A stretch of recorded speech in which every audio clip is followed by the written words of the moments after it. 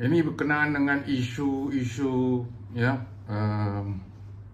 pengambilan IPT yang sedang hangat ya. Jadi apa masalahnya? Masalahnya fakta dua ya. Yang pertama, terlalu ramai yang dapat straight A.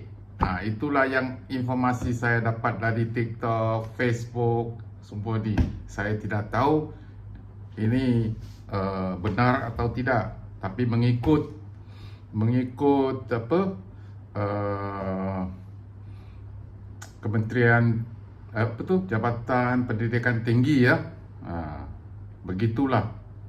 Jadi maksud dia kalau you dapat flat 4A, tak dapat universiti yang awak ingin ataupun kursus yang awak hendak, itu pun perkara biasa sebab terlalu ramai yang dapat flat A ya, bermaksud markah penuh ya. Ini fakta pertama. Fakta kedua,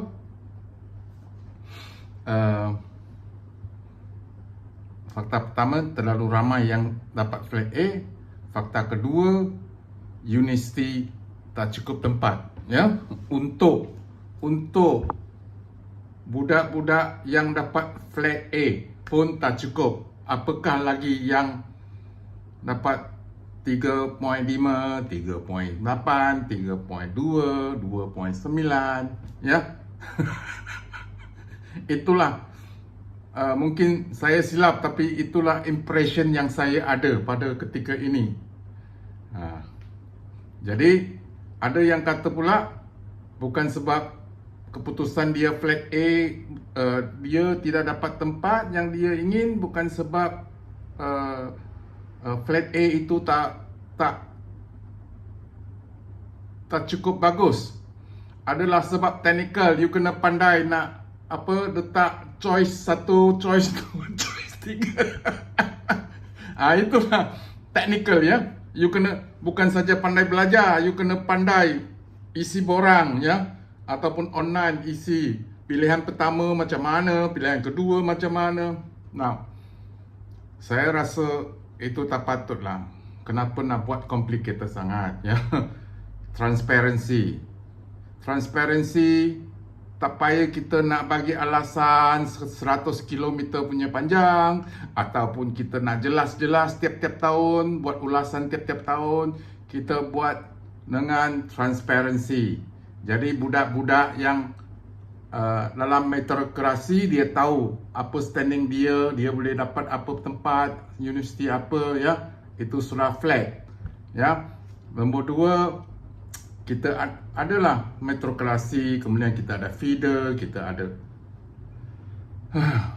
asasi, ada STPM ya.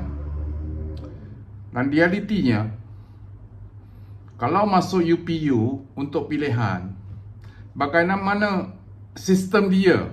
Kena bagi tahu kalau you awak dalam STPM, you dapat markah macam ini, seandai dengan meritokrasi macam mana? Adakah sama ke, tak sama ke? Kena bagi tahu. Sebab asasi macam mana pula ambilan dia ya? Dia punya standard macam mana? Sekarang saya rasa dia tak boleh bagi tahu. Ini UPU punya sistem tak boleh transparansi sebab dia terlalu banyak variable. Ya. Kalau terlalu banyak variable, bermaksud lebih senang orang buat perkara-perkara yang tak betul lah ya. Simple saja. Itu biasalah. Too many uncertainty. Saya rasa pada zaman sekarang kita boleh buat transparency. Dan yang satu saya nak katakan, kalau kita nak ikut metric system, walaupun dia lain ya, lain-lain peperiksaan, misalnya meritokrasi lain, STPM lain, asasi lain ya, feeder lain, diploma lain. Jadi macam mana dikumpulkan semua sekali masuk UPU untuk pilihan, saya tak faham ya. Jadi kenalah ada sistem meritokrasi nak ambil berapa peratus, itulah pandangan saya. Feeder berapa peratus, kemudian STPM berapa peratus, asasi berapa peratus, diploma berapa peratus, ya. Sebab mereka ambil peperiksaan yang berlainan, ya. Jadi kalau berlainan, mungkin tahun ini dekat metrokrasi yang terpandai pun 3.8, ya. Ataupun sebaliknya STPM yang terpandai pun 3.9.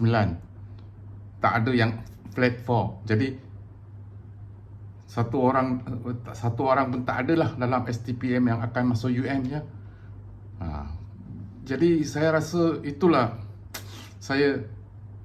kita boleh fikir-fikir, dan pegawai-pegawai, ya, boleh bagi cadangan kepada orang yang ada authority, ya, supaya buat Malaysia lebih baik, ya. Dari prinsip, dan saya rasa dari prinsip ataupun polisi negara, ya, perkara perkauman dalam isu ini saya rasa tak ada.